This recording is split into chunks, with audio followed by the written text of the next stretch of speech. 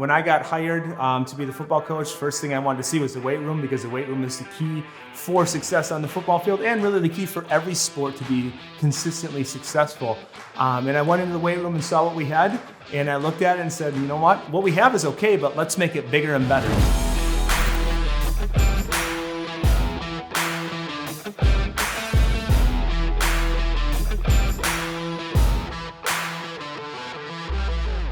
You can piece a weight room together and get equipment from here and there and everywhere and bring in different brands and so on. We wanted the best, and that's ultimately what Dynamic gives us is the best.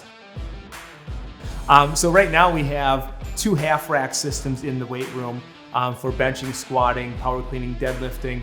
There's 12 of them total in the 2 systems. So there's our structure part of lifting with the half racks that we have. Then we got 2 new lat pull down machines to replace our old squeaky one that we had prior. So that's amazing to have. We have 2 glute ham machines, the new version of it, for the kids to work on their hamstrings.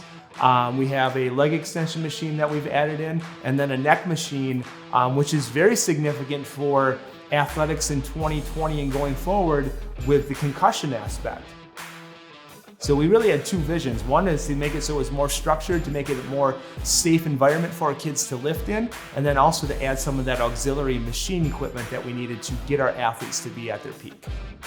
So whether it's a coach or it's a Phy Ed teacher, you know that the kids have the equipment in place with our half racks to lift in a safe manner. Now it's our job to teach them how to use it, and once we teach them and train them how to use it, we can then turn them loose in using the equipment in there and know that they have the best to provide the safest environment possible for them.